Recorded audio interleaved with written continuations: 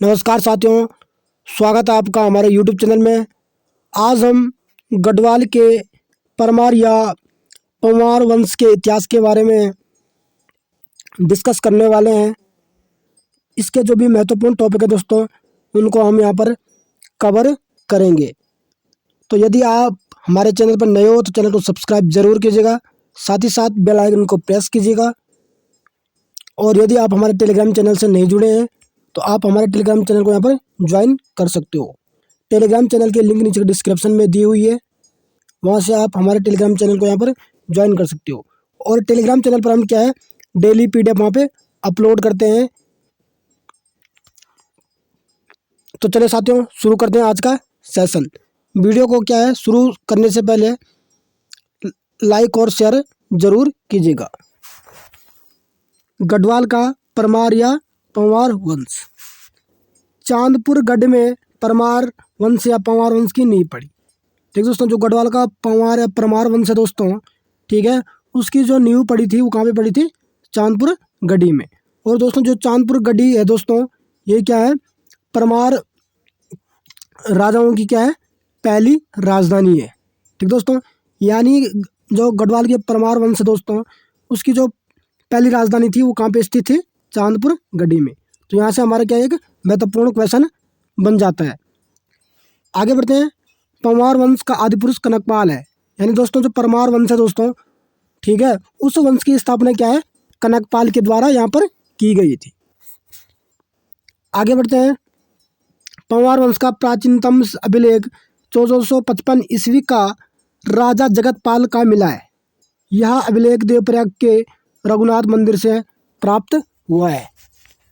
पंवार राजाओं की सूची के बारे में 4 अलग अलग सूची यहाँ पर मिलती है, जिसमें पहली सूची कप्तान हार्डिक द्वारा 1796 ईस्वी में दी गई, जबकि दूसरी सूची सरकारी विवरण द्वारा बैकेट से 1849 ईस्वी में यहाँ पर मिली है।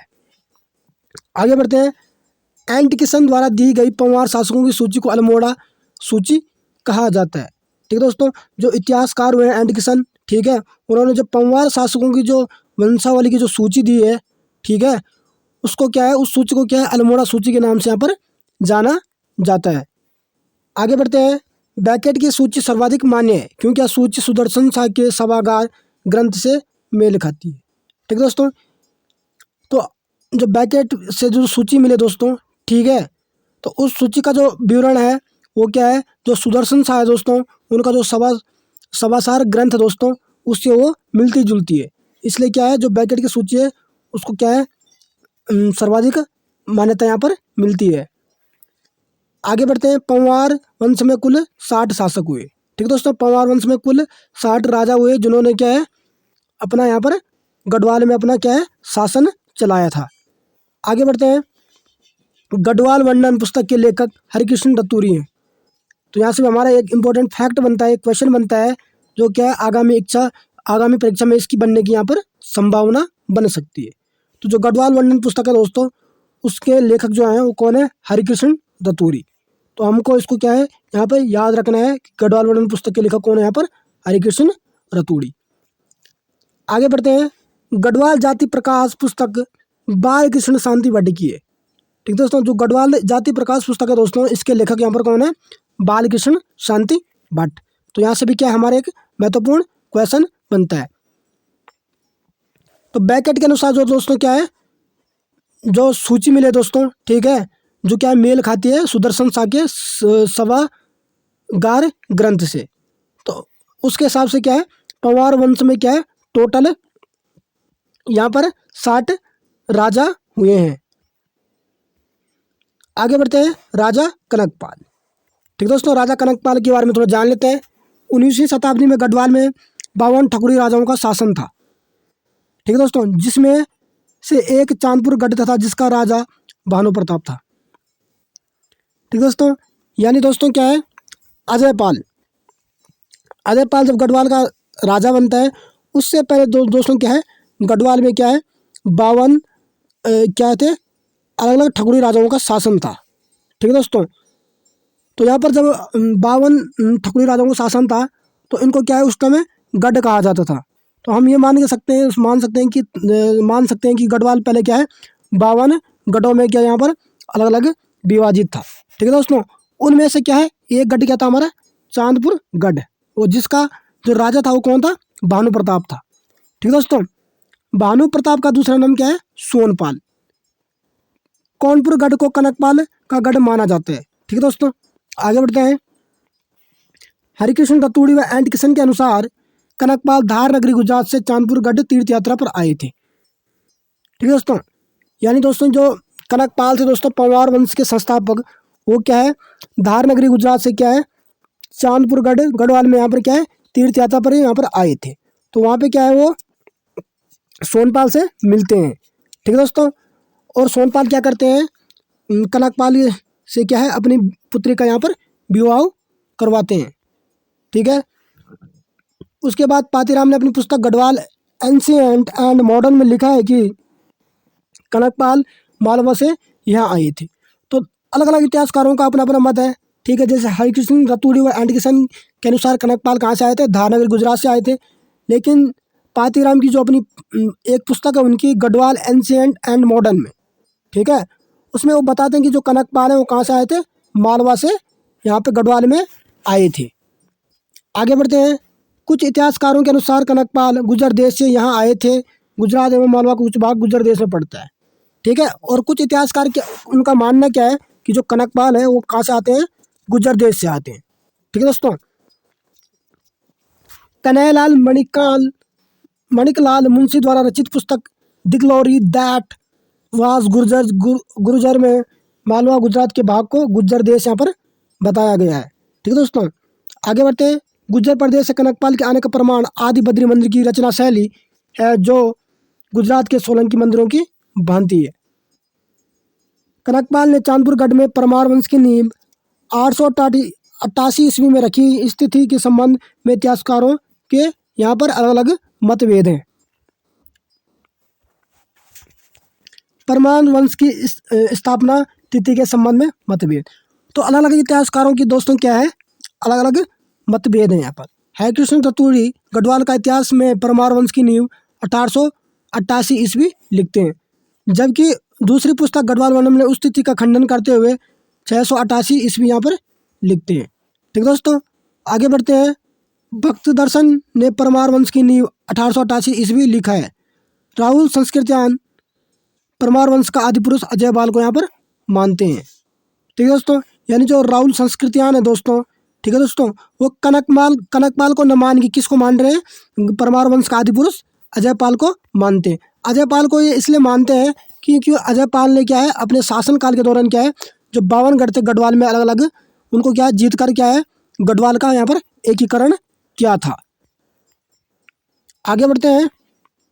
सुदर्शन शाह ने सभासार ग्रंथ में स्वयं को परमार वंश का बताया है। ठीक है दोस्तों, सुदर्शन शाह ने जो सभासार ग्रंथ लिखा है, ठीक है, उनमें उन्होंने स्वयं का क्या है परमार वंश का यहाँ पर अपने आप को क्या है वंशज बताया है। आगे बढ़ते हैं। अगला क्वेश्चन है हमारा, भारतीय लोक साहित्य पुस्तक के लेखक श्याम परमार ने पवाड़ा शब्द के बारे में जानकारी यहाँ पर दी है। मोलारम व हार्डविक वंशावली में कनकपाल के स्थान पर दूसरा नाम यहाँ पर आया है। तो दोस्तों इतिहासकारों की क्या है अपने अपने मतभेद हैं। हमें यहाँ से याद क्या रखना है कि क्या है परमार वंश के वो संस्थापक कौन है, तो कौन है कनकपाल। आगे बढ़ते हैं। चमोली अजयपाल से पूर्व परमार शासक, यानी जब अजयपाल शासन कर रहा था उससे पहले किन किन शासकों क्या है गढ़वाल पर शासन रहा है उनके बारे में हम पढ़ने वाले। चमोली जनपद के सकंड ग्राम में सुरपाल या सुरतीपाल का अभिलेख प्राप्त होता है जो परमार वंश का 15वां शासक है। ठीक दोस्तों, यानी चमोली के सकंड जो गांव है दोस्तों वहाँ से क्या है एक अभिलेख प्राप्त होता है जिसको क्या है सुरपाल या सुरतीपाल अभिलेख कहा जाता है। ठीक है दोस्तों, आगे बढ़ते हैं। परमारों के 24वें शासक सोनपाल की राजधानी बिलंग घाटी में थी। आज भी इस घाटी को सोनी बिलंग कहा जाता है। यानी जो परमार वंश के 24वें शासक हुए हैं सोनपाल, ठीक है, उनकी राजधानी कहाँ पे थी बिलंग घाटी में स्थित थी। तो ये इतना इम्पोर्टेंट नहीं है, इसको हमने याद नहीं करना है। आगे बढ़ते हैं। 28वां परमार राजा लखनदेव पाल की ताम्र मुद्रा यहाँ पर प्राप्त हुई है। रुद्रप्रयाग से 1994 ईस्वी में प्राप्त धार शिलालेख का संबंध 29वां परमार शासक अनंत पाल द्वितीय से था। अनंत पाल द्वितीय का राजारोहण 1333 ईस्वी में हुआ था। आगे बढ़ते हैं। 34वां शासक जगतपाल का 1455 ईस्वी का एक ताम्रपत्र देवप्रयाग के रघुनाथ मंदिर से प्राप्त हुआ है, जिस पर जगतपाल को राजबार कहा गया है। आगे बढ़ेंगे। राजा अजयपाल, ठीक है दोस्तों। जो राजा अजयपाल हैं दोस्तों, ये क्या है, परमार वंश के 37वें राजा यहाँ पर हुए हैं। और इन्होंने क्या है, जब क्या है गढ़वाल क्या है अलग अलग 52 गढ़ों में यहाँ पर विभाजित था, ठीक है। तो इन्होंने क्या क्या है 52 गढ़ को जीत के क्या है 52 गढ़ को जीत के क्या है यहाँ पर गढ़वाल का एकीकरण यहाँ पर किया था, और ये स्वयं क्या है पूरे गढ़वाल के शासक बन गए। अजयपाल को गढ़वाल का अशोक भी यहाँ पर कहा जाता है। तो यहाँ से हमारा एक महत्वपूर्ण क्वेश्चन बनता है कि गढ़वाल का अशोक किसे कहा जाता है। तो गढ़वाल का अशोक यहाँ पर किसको कहा जाता है, राजा अजयपाल को। आगे बढ़ते हैं। अजयपाल के परमार वंश का 37वां राजा था। तो यहाँ से हमारा जो महत्वपूर्ण क्वेश्चन क्या बनता है, गढ़वाल का अशोक किसे कहा जाता है। तो यहाँ पर किसको कहा जाता है, राजा अजयपाल को। राहुल संस्कृत्या ने अजयपाल को परमार वंश का संस्थापक माना व अजयपाल का शासन 1490 ईस्वी से 1519 ईस्वी तक यहाँ पर रहा है। ठीक दोस्तों, जो राहुल संस्कृतियान इतिहासकार हैं उन्होंने क्या है परमार वंश का संस्थापक यहाँ पर अजयपाल को माना है। लेकिन अगर एग्जाम में क्वेश्चन पूछा जाए परमार वंश का संस्थापक, तो हमको क्या है कनकपाल ही यहाँ पर करना है। आगे बढ़ते हैं। राय बहादुर पातीराम ने अजयपाल को गढ़पाल से यहाँ पर संबोधित किया था। अजयपाल चांदपुर गढ़ के गढ़पति आनंदपाल के पुत्र थे, जिसने 52 गढ़ों को अपने बाहुबल से यहाँ पर जीता था। ठीक है दोस्तों, आगे बढ़ते हैं। अजयपाल ने कत्यूरों को पराजित कर उनसे सोने का सिंहासन यहाँ पर छीना था। 1491 ईस्वी में कुमाऊं के कीर्तिचंद ने अजयपाल को बधानगढ़ के युद्ध में यहाँ पर हराया था। आगे बढ़ते हैं। अजयपाल ने अपनी राजधानी देवलगढ़ की प्रसाद पहाड़ी पर 1512 ईस्वी में राजप्रसाद बनवाया था। ठीक है दोस्तों। तो दोस्तों अजयपाल के शासनकाल के दौरान क्या दोस्तों, ठीक है, चांदपुर गढ़ी से क्या है गढ़वाल जो साम्राज्य था उसकी राजधानी कहाँ पे आती है, यहाँ पर देवलगढ़ में यहाँ पर आती है। आगे बढ़ते हैं। अजयपाल ने देवलगढ़ में अपनी कुलदेवी राजराजेश्वरी का मंदिर एवं सत्यनाथ भैरव गुफा का जीर्णोद्धार यहाँ पर करवाया था। देवलगढ़ में गोरखपंथ के संत सत्यनाथ का आवास यहाँ पर था। देवलगढ़ में विष्णु मंदिर के सामने की दीवार पर अजयपाल का पद्मासन की मुद्रा में चित्र बना है। अजयपाल ने 1517 ईस्वी को राजधानी देवलगढ़ से श्रीनगर में स्थानांतरित की और श्रीनगर में कालिका देवी मठ का यहाँ पर निर्माण किया। ठीक है दोस्तों, तो यहाँ से हमारा महत्वपूर्ण क्वेश्चन क्या बनता है कि क्या है परमार वंश की राजधानी देवलगढ़ से श्रीनगर को स्थानांतरित किस शासक के शासनकाल में हुई। ठीक है दोस्तों, तो हमें याद रखना अजयपाल, यानी अजयपाल के शासनकाल के दौरान क्या है परमार वंश की राजधानी क्या है देवलगढ़ से श्रीनगर को यहाँ पर स्थानांतरित हो जाती है 1517 ईस्वी में। हमें यहाँ से ये फैक्ट यहाँ पर याद रखना, यहाँ से हमारा एक महत्वपूर्ण क्वेश्चन बन सकता है। अजयपाल ने रसोई के लिए एक सरोला ब्राह्मणों की नियुक्ति की। ठीक है दोस्तों, अजयपाल ने मापतोल का मापक धूलि पाथा का प्रचलन यहाँ पर किया था।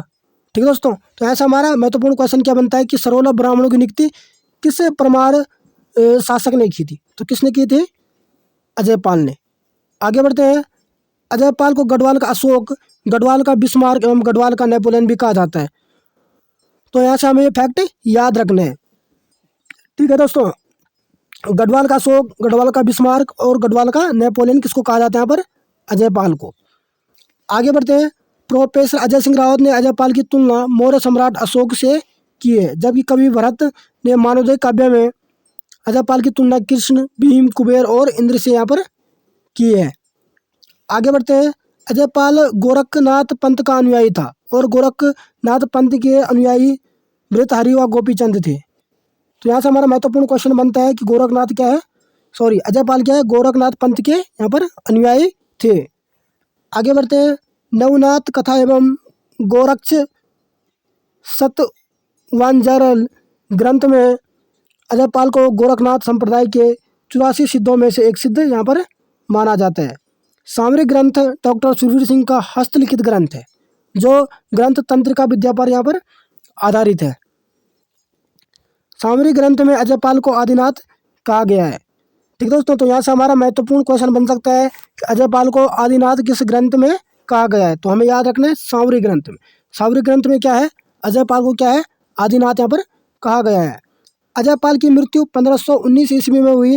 अजयपाल का उत्तराधिकारी कल्याण शाह हुआ, यानी जब अजयपाल की मृत्यु हो जाती है उसके बाद क्या है, कल्याण शाह क्या है, उनके उत्तराधिकारी यहाँ पर बनते हैं। आगे बढ़ते हैं। कप्पू चौहान।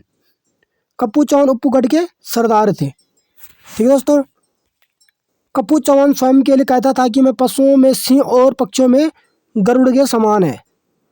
ठीक है दोस्तों, कप्पू चौहान के लिए अजयपाल ने कहा था कि वीर तुम जीत गए और मैं हार गया। इसलिए कहा था कि कप्पू ने अजयपाल के सामने सिर कटा दिया लेकिन सर नहीं झुकाया था। आगे बढ़ते हैं। अजयपाल का अंतिम युद्ध उप्पू या उदयपुर पर ही था। अजयपाल ने स्वयं कप्पू चौहान को यहाँ पर मुखाग्नि यहाँ पर दी थी। राजा सहजपाल। तो जो राजा सहजपाल है दोस्तों, ठीक है, देवप्रयाग के क्षेत्रपाल मंदिर के द्वार पर एक शिलालेख 42वें राजा सहजपाल का 1548 ईस्वी का प्राप्त हुआ है शिलालेख। ठीक है दोस्तों, देवप्रयाग में रघुनाथ मंदिर के एक घंटी पर लेख सहजपाल का 1561 ईस्वी का है। ऐसा माना जाता है कि इसे सहजपाल ने यहाँ पर चढ़ाया था। आगे बढ़ते हैं। सहजपाल का शासन 1548 ईस्वी से 1575 ईस्वी तक था। ठीक है दोस्तों, सहजपाल मुगल शासक अकबर के समकालीन थे। तो यहाँ से हमारा एक महत्वपूर्ण क्वेश्चन बन सकता है कि कौन सा पंवार वंश का कौन सा शासक क्या है, अकबर के समकालीन था। तो कौन था, सहजपाल। आगे बढ़ते हैं। सहजपाल को अभिलेखों में वीर गुणज्ञ सुखद परजाया यहाँ पर कहा गया है। सहजपाल के समय अकबर ने गंगा का स्रोत खोजने के लिए एक दल गढ़वाल भेजा था। यानी जब सहजपाल का क्या है शासन था गढ़वाल पर, तो उस समय क्या है अकबर ने क्या है गंगा का स्रोत खोजने के लिए क्या है एक दल गढ़वाल की तरफ यहाँ पर भेजा था। आज आगे है राजा बलभद्र शाह। सहजपाल के 43वें राजा बलभद्र शाह के अन्य नाम बलराम, दुलाराम शाह और बहादुर यहाँ पर मिलता है। बलभद्र शाह पहले राजा थे जिन्होंने अपने नाम के आगे शाह की उपाधि धारण की, परंतु कल्याण शाह के नाम से के आगे भी शाह लगा हुआ है। ठीक है दोस्तों, तो यहाँ से हमारा एक महत्वपूर्ण क्वेश्चन बनता है दोस्तों कि किस पंवार वंश ने सबसे पहले क्या है अपने नाम के आगे शाह की उपाधि लगाई थी। तो किसने लगाई थी, बलभद्र शाह ने। ठीक है, और उसके बाद क्या है ये कर्म चलता रहा। यानी बलभद्र शाह के बाद क्या जितने भी राजा हुए पंवार वंश में, उन सब ने क्या अपने नाम के आगे शाह की उपाधि यहाँ पर लगाई है। भक्त दर्शन के अनुसार परमारों को शाह उपाधि औरंगजेब ने दी थी, जो तर्क संगत नहीं लगता है।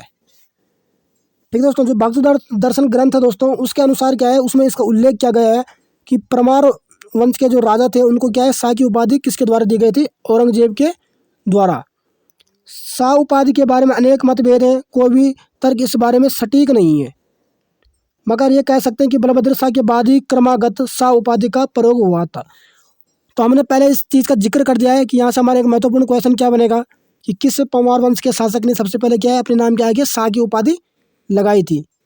तो किसने लगाई थी, बलभद्र शाह ने। आगे बढ़ते हैं। लोग कहते हैं कि परमारों को शाह की उपाधि लोधी वंश के बहलोल लोधी ने यहाँ पर दी है। तो क्या है सबके अपने अपने यहाँ पर मतभेद हैं। बलभद्र शाह के समय गढ़वाल में राजदूत भेजने की प्रथा प्रारंभ हुई। तो यहाँ से भी हमारा एक महत्वपूर्ण क्वेश्चन बन सकता है, ठीक है, कि शासक के शासनकाल के दौरान क्या गढ़वाल में राजदूत भेजने की यहाँ पर प्रथा जो थी वो प्रारंभ हुई, तो हमें याद रखना बलभद्र शाह। 1581 ईस्वी में ग्वालदाम का युद्ध बलभद्र शाह व रुद्रचंद के बीच हुआ था, परंतु शिव प्रसाद डबराल युद्ध की तिथि 1591 ईस्वी मानते हैं और ग्वालदाम युद्ध में रुद्रचंद की पराजय हुई थी और उसका सेनापति पुरुषोत्तम पंत यहाँ पर मारा गया था। तो ग्वालदाम का युद्ध किन किन राजाओं के बीच हुआ था? बलभद्र शाह और रुद्रचंद। रुद्रचंद्र क्या है? चंद्रवंश के उस समय शासक थे। आगे बढ़ते हैं। कवि देवराज ने बलभद्र शाह की तुलना भीम से की है। आगे बढ़ते हैं। राजा मानसा। मानसा 44वें राजा थे जो बलभद्र शाह का यहाँ पर उत्तराधिकारी बने थे। मानसा के लेख देवप्रयाग के क्षेत्रपाल मंदिर 1608 ईस्वी व रघुनाथ मंदिर 1610 ईस्वी के। ठीक है दोस्तों, जो मानसा के लेख है दोस्तों, ठीक है, वो क्या है? क्षेत्रपाल के मंदिर से और क्या है? रघुनाथ के मंदिर से यहाँ पर हमें मिले हैं। मानसा का शासनकाल 1591 ईस्वी से 1611 ईस्वी तक रहा। आगे बढ़ते हैं। मानसा के काल में चंद शासक लक्ष्मीचंद ने 7 बार गढ़वाल पर आक्रमण किया और हार का मुंह देखना पड़ा। बद्रीदत्त पांडे के अनुसार मानसा का सेनापति यहाँ पर कौन था? नंदी था। आगे बढ़ते हैं। मानसा ने श्रीनगर के अंतर्गत मानपुर नामक नगर बसाया था।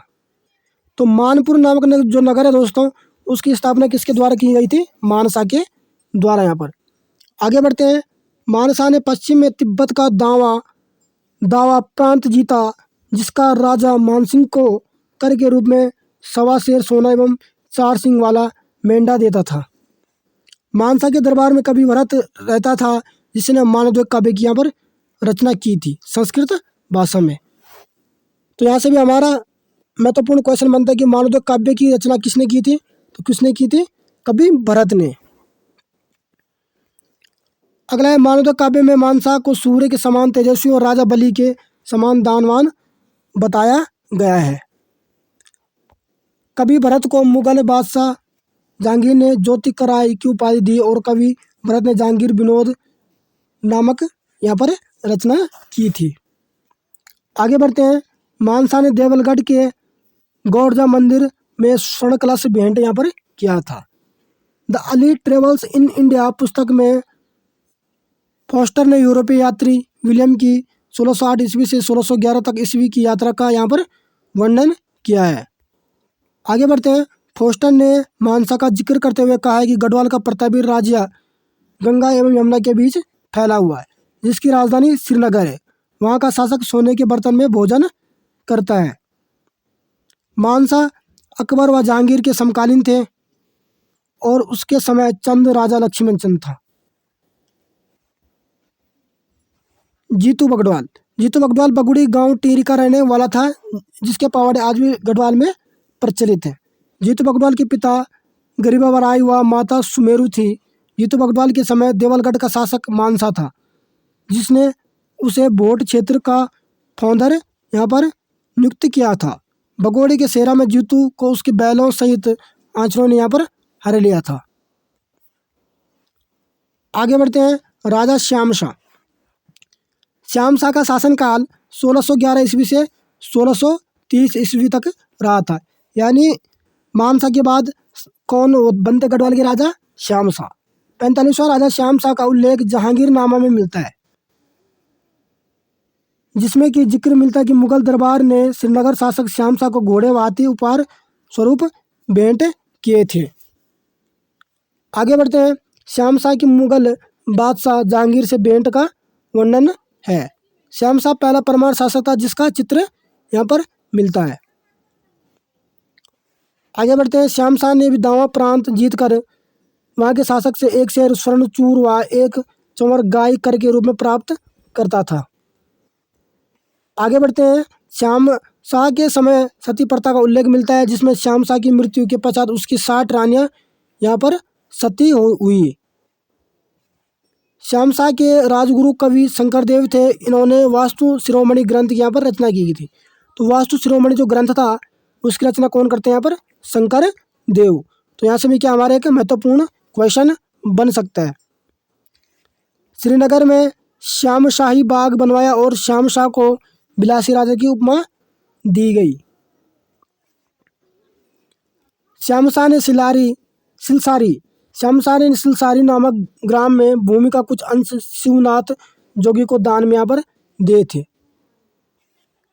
श्यामशाह के समय जेसुएट पादरी अंतोनिया दे आंद्रेदे श्रीनगर आया था। 1625 ईस्वी में केशवराव मठ की स्थापना महिपत शाह ने श्रीनगर में की थी। तो दोस्तों जो केशवराव मठ है दोस्तों, ठीक है, उसकी स्थापना किसने करी थी?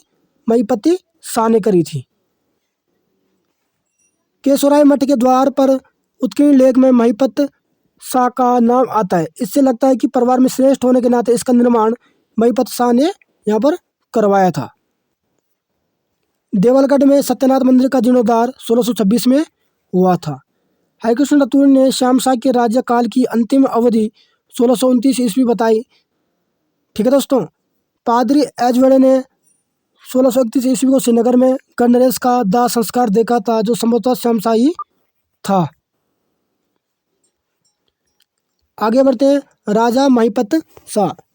श्यामशाह की कोई संतान न होने के कारण उसके चाचा महिपति शाह गढ़वाल का शासक बना, जो अपने शासनकाल में शत्रुओं से जूझते रहे और उन्हें पराजित किया, जिस कारण उन्हें गढ़वाल में गर्वभंजन यहाँ पर कहा जाता था। तो किस गढ़वाल के किस शासक को यहाँ पर क्या है, गर्वभंजन के नाम से जाना जाता है? तो किसको जाना जाता है? महिपत शाह को। आगे बढ़ते हैं। इनके राज्यारोहण की तिथि हरिकृष्ण रतूड़ी ने 1629 ईस्वी में बताई है, जबकि डॉक्टर डबराल द्वारा 1631 ईस्वी में यहाँ पर बताई गई। तो इतिहासकारों की क्या है, अपने अपने अलग अलग मतभेद हैं। इनके बारे में क्या है, पूर्ण साक्ष्य यहाँ पर प्राप्त नहीं है। आगे बढ़ते हैं। अजय सिंह रावत, इनके राज्यारोहण की तिथि 1622 ईस्वी के बाद मानते हैं। महिपति शाह के पिता दुलाराम या राम शाह था। महिपति शाह सबसे अधिक उम्र में राजा बनने वाला गढ़वाल का शासक था। तो यहाँ से क्या हमारा एक महत्वपूर्ण क्वेश्चन की बनता है कि सबसे अधिक उम्र में गढ़वाल का राजा बनने वाला शासक कौन था? तो कौन था? महिपति शाह। मुगल लेखों में से अकखड राजा कहा जाता है, क्योंकि वह शाहजहां के राजस्व में शामिल नहीं हुआ था। सी बेसिलस ने early Jesuit travel in Central Asia पुस्तक में एंड्राडे का यात्रा वृत्तांत यहाँ पर लिखा है। एंड्राडे का सहयात्री मार्क्विस था, जो ईसाई धर्म के प्रचार के लिए महिपति शाह की गढ़वाल आए थे। महिपति शाह ने तिब्बत पर 3 आक्रमण किए, जिसका वर्णन एंड्राडे ने अपनी विवरण में किया है। प्रथम अभियान में गढ़वाल सैनिक 12,000 थे, जबकि द्वितीय अभियान में 20,000 सैनिक थे। आगे बढ़ते हैं। महिपति शाह ने भूलवश कुछ नागा साधुओं की हत्या कर दी थी, जिसकी आत्मग्लानि के लिए ऋषिकेश भरत मंदिर में तपस्या की और नागा साधुओं का पाप धोने के लिए महिपति शाह ने कुमाऊं युद्ध में अपना बलिदान यहाँ पर दे दिया था। आगे बढ़ते हैं। रोटी सूची प्रथा का प्रारंभ महिपति शाह ने किया था। ठीक है दोस्तों। तो यहाँ से भी हमारा एक महत्वपूर्ण क्वेश्चन बनता है कि रोटी सूची प्रथा का प्रारंभ किसने किया था? तो किसने किया था? महिपति शाह ने। महारानी कर्णावती महिपति शाह की यहाँ पर पत्नी थी, जिनको क्या है, नकट्टी रानी के नाम से भी यहाँ पर जाना जाता है, महारानी कर्णावती को। महिपति शाह के सेनापति माधो सिंह भंडारी, रिखोला लोधी और बनवारी दास थे। बनवारी दास चित्रकार मौलाराम के वंशजों के पुत्र थे, जो कुमाऊं युद्ध में मारा गया था। रिखोला लोधी ने सिरमौर, तिब्बत एवं गढ़वाल के दक्षिण भाग जीतने में महत्वपूर्ण भूमिका यहाँ पर निभाई थी। मौलाराम ने महिपति शाह को माँ प्रचंड भुजदंड यहाँ पर कहा है। कर्णावती को ताराबाई और गोलाकुंड की दुर्गावती के नाम से भी जाना जाता था। रानी कर्णावती ने देहरादून में करणपुर नगर बसाया था। ठीक है। तो देहरादून का जो करणपुर है दोस्तों, ठीक है, उस शहर को यहाँ पर किसने बसाया था? उस नगर को किसने बसाया था? महारानी कर्णावती ने। आगे बढ़ते हैं। राजा पृथ्वीपति शाह। 1640 ईस्वी में पृथ्वीपति शाह का राज्याभिषेक हुआ था। उस समय लगभग 7 वर्ष का अल्पवयस्क था, जिसकी संरक्षिता महारानी कर्णावती को यहाँ पर बनाया गया था। यानी जो पृथ्वीपति शाह थे दोस्तों, वो अल्पवयस्क की उम्र में क्या यहाँ पर शासक बने थे और इनकी जो संरक्षिका थी वो कौन थी यहाँ पर? महारानी कर्णावती। आगे बढ़ते हैं। पृथ्वीपति शाह ने देहरादून में पृथ्वीपुर नामक यहाँ पर शहर बसाया था। आगे बढ़ते हैं। पृथ्वीपति शाह ने राजगढ़ी नामक स्थान को दूसरी राजधानी बनाया और वहाँ का शासक दिलीप शाह को यहाँ पर बनाया था। मुगल राजा शाहजहां ने 1655 ईस्वी में खलीतुल्ला कासिम खां के नेतृत्व में गढ़ राज्य की सीमाओं को घेर लिया था, जिसे चंद राजा बाज बहादुर चंद व सिरमौर राजा मेदांता प्रकाश ने मुगल सेना का साथ दिया था। तीनों सेनाओं ने दून घाटी पर यहाँ पर विजय प्राप्त की थी। पृथ्वीपति शाह ने मुगल शहजादा सुलेमान सिकोह को शरण दी थी। इसे अबागा शहजादा कहा जाता है। ठीक है दोस्तों। तो दोस्तों मुगल शहजादा, यहाँ से भी कई बार एग्जाम में क्वेश्चन बनता है कि श्रीनगर गढ़वाल में क्या है, किस मुगल शहजादा को यहाँ पर क्या है शरण दी गई थी? तो उसका नाम क्या था? सुलेमान सिकोह। आगे बढ़ते हैं। दारा सिकोह को लघु अकबर कहते हैं, जो सुलेमान सिकोह का यहाँ पर पिता है। ठीक है दोस्तों। सुलेमान सिकोह ने 17 आदमियों के साथ गढ़वाल में शरण ली थी। सुलेमान को पकड़ने के लिए औरंगजेब ने जय सिंह को गढ़वाल भेजा और उसके बाद जय सिंह के पुत्र राम सिंह को यहाँ पर भेजा था। मेदिनी शाह व राम सिंह ने मिलकर सुलेमान सिकोह को दिल्ली दरबार में यहाँ पर पेश किया था। पृथ्वीपति शाह के पुत्र मेदिनी शाह ने सुलेमान सिकोह को औरंगजेब को सौंपा था। तब पृथ्वीपति शाह ने मेदिनी शाह को यहाँ पर देश निकाला कर दिया था। पराक्रमी राजा का डरपोक पुत्र मेदिनी शाह को यहाँ पर कहा जाता है। मेदिनी शाह की दिल्ली में 1662 ईस्वी में मृत्यु की खबर औरंगजेब ने पत्र लिखकर पृथ्वीपति शाह को यहाँ पर दी थी। हटाकोटी की संधि पृथ्वी शाह व मनदाता प्रकाश के बीच यहाँ पर हुई थी। औरंगजेब का 1665 ईस्वी का पत्र मिलता है, जिसमें वह फतेह शाह को राजा बनाने की यहाँ पर बधाई देते हैं। पृथ्वीपति शाह ने लगभग 1664 ईस्वी में गद्दी त्याग कर फतेह शाह को राजा यहाँ पर बनाया था। आगे बढ़ते हैं। 1670 ईस्वी में पृथ्वीपति शाह की मृत्यु के बाद उसका पौत्र फतेह शाह गद्दी पर बैठा। ट्रेवर्नियर ने अपनी पुस्तक ट्रेवल इन इंडिया में गढ़ राज्य के बहादुरी की प्रशंसा यहाँ पर की है। महारानी कर्णावती। पृथ्वीपति शाह की संरक्षिका महारानी कर्णावती यहाँ पर बनी थी। 1635 ईस्वी में शाहजहां के सेनापति नवाजत खान ने दून घाटी पर आक्रमण किया। उस समय गढ़वाल की संरक्षिता कौन थी? यहाँ पर कर्णावती थी, जिसने सूझबूझ में मुगल सैनिकों को पकड़ उनके नाक कटवा दी थी। तब से उन्हें क्या है, नकट्टी रानी के नाम से भी यहाँ पर जाना जाता है। तो गढ़वाल की नकट्टी रानी के नाम से किसको जाना जाता है? महारानी कर्णावती को। नवजात खां का साथ सिरमौर के राजा मेदांता प्रकाश की सेना ने भी युद्ध में यहाँ पर भाग लिया था। शिव प्रसाद डबराल ने रानी कर्णावती को नकट्टी रानी का यहाँ पर नाम दिया था। निकोलस मनुची ने अपनी पुस्तक हिस्टोरिया डू मोगोन में कर्णावती को साक्षात दुर्गा यहाँ पर कहा था। आगे बढ़ते हैं। कर्णावती के समय दून घाटी की राजधानी नवादा थी। दून में रानी कर्णावती ने यहाँ पर करणपुर नगर या गांव यहाँ पर बसाया था एक। आगे बढ़ते हैं। राजा फतेह शाह। गढ़वाल का शिवाजी फतेह शाह को यहाँ पर कहा जाता है।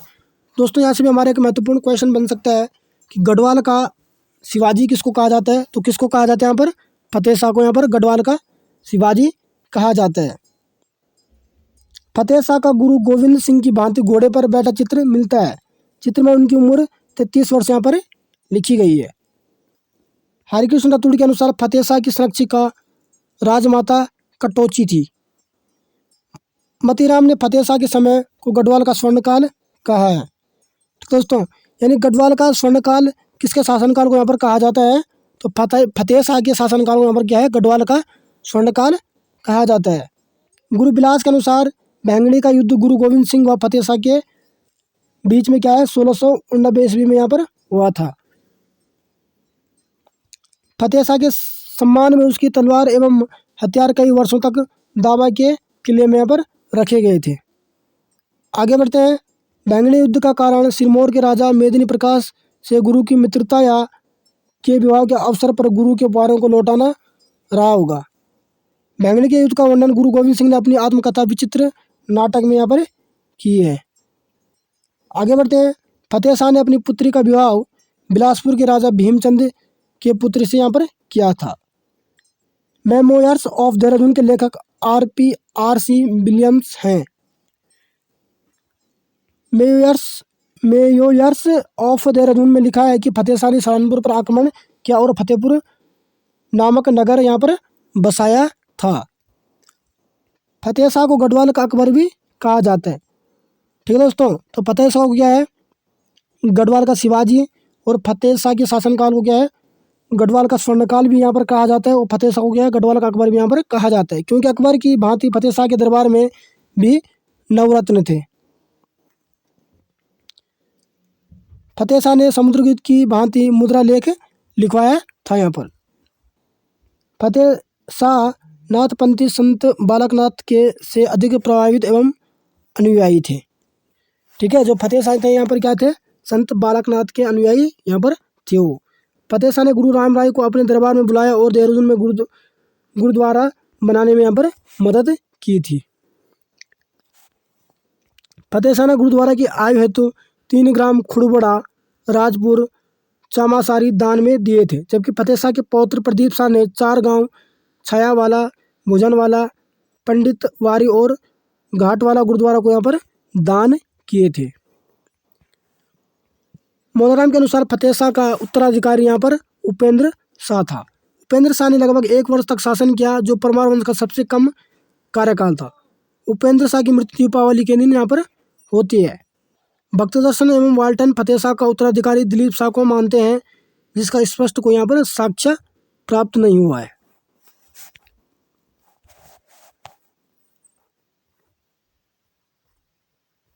राजा प्रदीप शाह। लखनऊ संग्रहालय में रखे सिक्के के आधार पर प्रदीप शाह का शासनकाल 1717 से 1757 ईस्वी तक था। प्रदीप शाह के मिले दानपत्र के आधार पर 1717 ईस्वी में 1772 ईस्वी तक यहाँ पर माना गया है। प्रदीप शाह की संरक्षिका कनक देवी एवं इनके पिता का नाम दिलीप शाह था।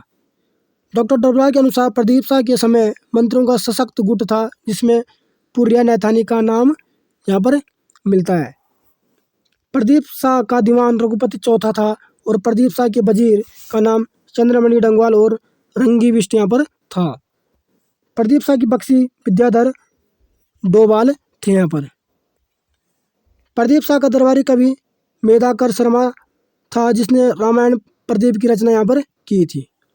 प्रदीप शाह ने चित्रकार मौलाराम तोमर को संरक्षण प्रदान यहाँ पर किया था।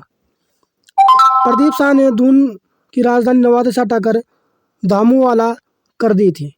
ठीक है दोस्तों, प्रदीप शाह ने क्या है, अपने शासनकाल में क्या है, जो दून क्षेत्र था दोस्तों, उसकी राजधानी क्या है, नवादा से हटाकर यहाँ पर धामूवाला में कर दी थी। आगे बढ़ते हैं।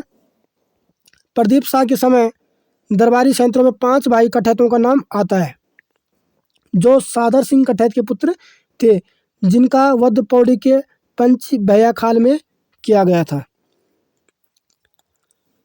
प्रदीप शाह के समय कुमाऊं पर 1743 में रोहिले आक्रमण अली मोहम्मद के नेतृत्व में यहाँ पर हुआ था। प्रदीप शाह ने चंद शासक कल्याण चंद चतुर्थ की यहाँ पर सहायता की थी। रोहिलों के साथ संधि के तहत कल्याण चंद से 3 लाख रुपए की मांग की, जो राशि प्रदीप शाह ने कल्याण चंद को उधार देकर सहायता की थी। सहारनपुर के रोहिला सरदार नजीब खां ने 1757 ईस्वी में दून पर आक्रमण किया और 1757 ईस्वी में से 1770 ईस्वी तक दून पर नजीबुद्दौला या नजीब खां का अधिकार कर रहा था। प्रदीप शाह का कार्यकाल चंद व पंवार वंश की मित्रता के लिए यहाँ पर जाना जाता है। राजा ललित शाह। ललित शाह 1772 ईस्वी में गद्दी पर बैठा। इसके समय कुमाऊं का शासक दीपचंद था। राजा दीपचंद की जीवित अवस्था में कुंवर मोहन सिंह रौतेला ने 1777 ईस्वी में स्वयं को कुमाऊं का शासक यहाँ पर घोषित किया था। ललित शाह के समय सिक्कों ने 2 बार 1175 और 1178 में देहरादून पर आक्रमण किए थे। तो यहाँ से भी हमारे एक महत्वपूर्ण क्वेश्चन बन सकता है कि सिक्कों ने क्या है, किस पंवार वंश के शासनकाल में क्या है, गढ़वाल पर आक्रमण किया था। ललित शाह व सिक्कों के बीच सिरमौर का युद्ध हुआ था। हरदेव जोशी ने ललित शाह को कुर्मांचल विजय के लिए आमंत्रित यहाँ पर किया था।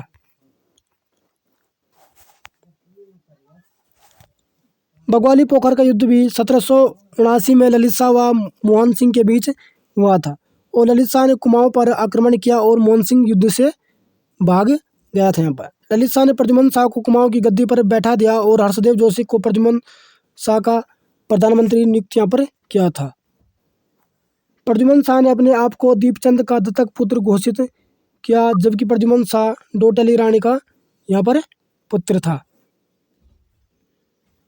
ललित शाह के 4 पुत्र थे, जयकृत शाह, प्रद्युम्न शाह, पराक्रम शाह व प्रीतम शाह। ललित शाह की मृत्यु हवाला बाग के दुलड़ी नामक स्थान पर मलेरिया के कारण हुई थी। ललित शाह का उत्तराधिकारी जयकृत शाह यहाँ पर होता है। जयकृत शाह क्यूंठली रानी का पुत्र था, जो 1780 ईस्वी से 1785 ईस्वी तक गद्दी पर बैठा था। आगे बढ़ते हैं। जयकृत शाह के दरबारी आपस में 2 दलों में बंट गए थे, जहाँ एक खंडूरी और दूसरी और डोभाल दल यहाँ पर बन गए थे। जयकृत शाह के समय कृपाराम डोभाल मुख्तार था एवं नित्यानंद खंडूरी फौजदार था एवं वजीर जयदेव डंगवाल था। कृपाराम डोभाल तानाशाही प्रवृत्ति का था, जो गढ़वाल में तनावपूर्ण वातावरण के लिए जिम्मेदार था। नेगी जाति के सदस्यों ने दून के फौजदार घमंड सिंह मियाँ को श्रीनगर बुलाया, जिसने कृपाराम डोभाल को मारकर स्वयं मुख्तार बन गया था, जिसके बाद राजा घमंड सिंह के हाथों की कठपुतली बन गया था। जयकृत शाह ने सिरमौर के राजा जगत प्रकाश के यहाँ राजदूत भिजवाया था, जिसने कपरौली के युद्ध में प्रद्युम्न, पराक्रम शाह व विजयराम नेगी की संयुक्त सेना को यहाँ पर हराया था। श्रीनगर आकर घमंड सिंह का वध कर दिया था। सिख आक्रमणों से बचने के लिए जयकृत शाह सिखों को राखी नामक कर यहाँ पर देता था। जयकृत शाह ने श्री रघुनाथ मंदिर में अपनी जीवन का अंत किया था। मौलाराम के अनुसार मरते समय जयकृत शाह ने प्रद्युम्न शाह एवं पराक्रम शाह को श्राप यहाँ पर दिया था। आगे बढ़ते हैं। राजा प्रद्युम्न शाह। भद्रत पांडे के अनुसार प्रद्युम्न शाह को गढ़वाल व कुमाऊं का संयुक्त शासक नियुक्त किया गया। ठीक है दोस्तों, तो गढ़वाल और कुमाऊं का संयुक्त शासक जो कौन था? राजा प्रद्युम्न शाह। यहाँ पर प्रद्युम्न शाह का शासन 1786 से 1804 ईस्वी तक यहाँ पर रहता है। प्रद्युम्न शाह के शासनकाल के बारे में निम्न तिथियां दी गई है, जिसमें बैकेट के अनुसार प्रद्युम्न शाह का शासनकाल 1786 से 1804 ईस्वी यहाँ पर बताया गया एवं मुकुंदी लाल के अनुसार 1750 से 1804 दी गई है। रामी व धरणि खंडूरी भाई प्रद्युम्न शाह के राज्य मंत्री थे। हरदेव जोशी ने प्रद्युम्न शाह के प्रतिनिधि के रूप में कुमाऊं पर यहाँ पर शासन किया था। कुमाऊं विजित करने के बाद 1791 ईस्वी में गढ़वाल के लंगूरगढ़ में गोरखों ने आक्रमण किया, जहां उन्हें हार का सामना यहाँ पर करना पड़ा था। 1791 में पराजित गोरखाओं को 25,000 वार्षिक कर देकर शत्रुओं से राज्य की रक्षा की थी। ठीक दोस्तों, तो गोरखाओं को क्या है 25,000 का कर क्या है वार्षिक कर किस राजा ने दिया था, किस गढ़वाल के राजा ने दिया था? तो किसने दिया था? प्रद्युम्न शाह ने। तो ये क्या हमारा एक इम्पोर्टेंट फैक्ट यहाँ से बनता है। संवत 1851-52 या 1795 ईस्वी में गढ़वाल में भयंकर अकाल पड़ा, जिसे इक्यावनी बावनी के नाम से यहाँ पर जाना जाता है। बावनी का मतलब होता है गढ़वाल में भयंकर अकाल।